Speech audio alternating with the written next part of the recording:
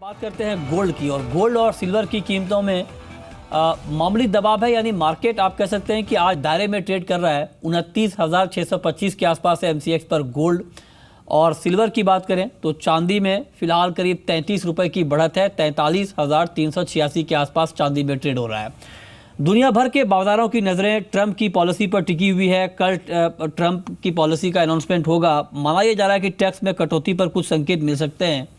ऐसे में तरुण, क्या आपको लगता है कि उस पॉलिसी से पहले अगर गोल्ड में ट्रेड करना हो तो एक छोटे टारगेट के लिए बाई करके चलना बेहतर रहेगा? या सर्टेनली देखिए, अंडरटोन अभी भी पॉजिटिव है। चाहे जो भी न्यूज़ निकल के आ रहा हो मार्केट में, वो आवर या 2 आवर के लिए करेक्शन आता है और ऑफ लेट वो बाइंग में टर्न होता है। सो जब तक ये $1250 के नीचे स्लिप नहीं करेगा, इवन इंट्राडे में भी करेक्शन नहीं आएगा, तो हमको ऐसा लगता है बाय करना चाहिए। एंड ट्रम्प की पॉलिसी जो कल है उसके अनाउंसमेंट से पहले प्रॉब्ली $1270 तक प्राइस आ सकते हैं। ओके, ठीक है। तो आप कह रहे हैं कि यहाँ पर गोल्ड में 29,400 का टारगेट, 29,400 के स्तर पर आप बाई कर सकते हैं 29,700 के टारगेट के लिए। सिल्वर के ऊपर आपका कमेंट क्या होगा रविंद्र वी राव? क्या आपको लगता है कि चांदी में जिस तरह से एक रेंज बाउंड ट्रेड का माहौल बनता हुआ दिख रहा है, महज 55 रुपये ऊपर है एमसीएक्स पर चांदी का भाव, क्या इस तेज़ी पर, इस बढ़त पर बिकवाली की सलाह होगी आपकी चांदी में? मृत्युंजय, अगर प्रेशियस मेटल्स की बात करें तो मेरे हिसाब से प्रेशियस मेटल्स थोड़ा सा एक प्रेशर में लग रहा है, क्योंकि एक रेजिस्टेंस टेस्ट कर चुका है प्रेशियस मेटल्स, गोल्ड और सिल्वर दोनों।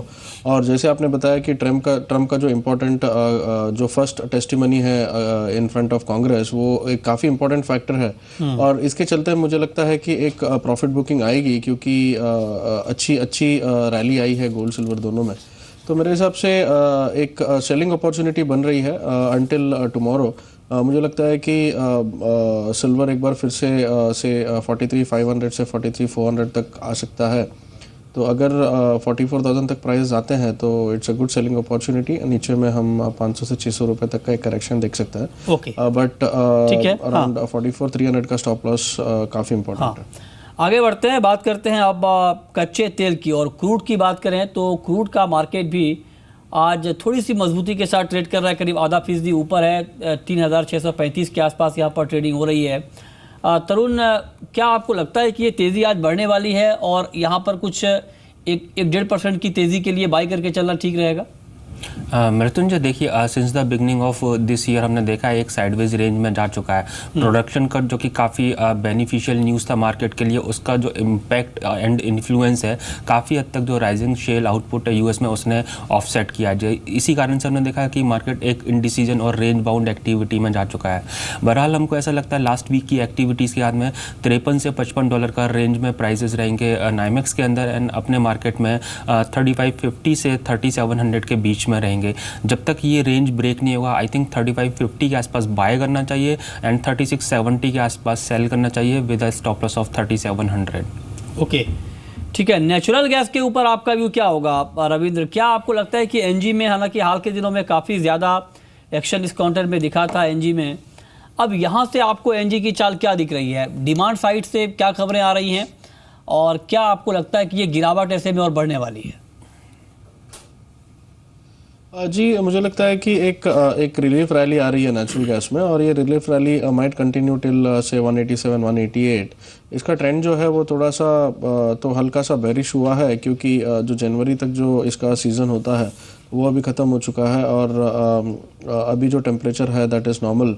तो मेरे हिसाब से डिमांड साइड से थोड़ा सा वीकनेस है, और मैं एक्सपेक्ट कर रहा हूँ कि एक बार 187 188 जाने के बाद हम इसमें फिर से एक बार सेलिंग देख सकते हैं। तो मोटा मोटी मुझे लगता है कि नेचुरल गैस में एक ब्रॉडर रेंज रहेगा। नीचे में अराउंड 174 175 का सपोर्ट है और ऊपर में 192 का रेजिस्टेंस है। तो मेरे हिसाब से काफ़ी टाइम तक ये इसी रेंज में ट्रेड करेगा। ओके, चलिए आगे बढ़ते हैं, बात करते हैं अब मेटल की। और मेटल मार्केट के लिए आज तरुण क्या व्यू है आपका ओवरऑल मेटल पर? क्योंकि दबाव में है, कॉपर भी नीचे है, करीब ₹1.5 और 393 के नीचे यहाँ पर ट्रेड कर रहा है। ऐसे में मेटल मार्केट में आज किस तरह का ट्रेड आप देख पा रहे हैं? वेल, वीकनेस हमको लगता है, एंड इसमें भी हम लोग कॉपर और जिंक में शॉर्ट साइड में जाना प्रेफर करेंगे। इनमें हमको ज़्यादा गिरावट लगता है इंट्राडे के हिसाब से। ओके, आपकी टॉपिक क्या होगी रविंद्र आज के लिए मेटल में?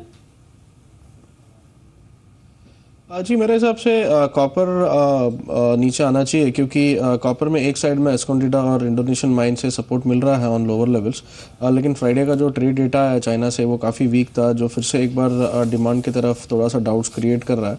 तो उस वजह से कॉपर में मुझे नहीं लगता है कि ऊपर में सस्टेन कर पाएगा प्राइजेस। तो एक बार 395 396 तक आता है तो it's a good selling opportunity.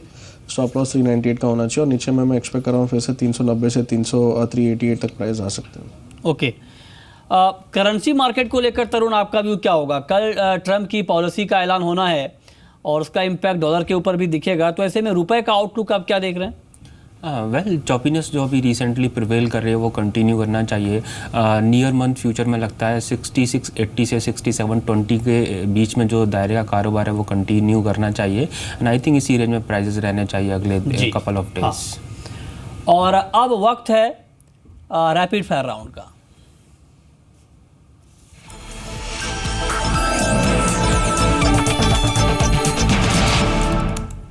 Ravindra, आपकी पहली रैपिड फायर कॉल क्या होगी?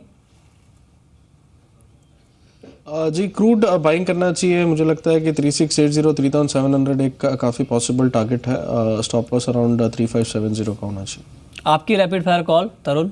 ग्वार सीड बाय करना प्रेफर करेंगे for a positional target of 3800।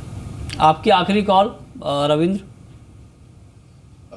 Copper cell कर सकते हैं with a stop loss of 398। 390 से 388 तक के टारगेट्स एक्सपेक्ट कर सकते हैं। ओके, बहुत बहुत शुक्रिया रविंद्र बी राव आपका, और तरुण आपका भी इस पूरी जानकारी के लिए।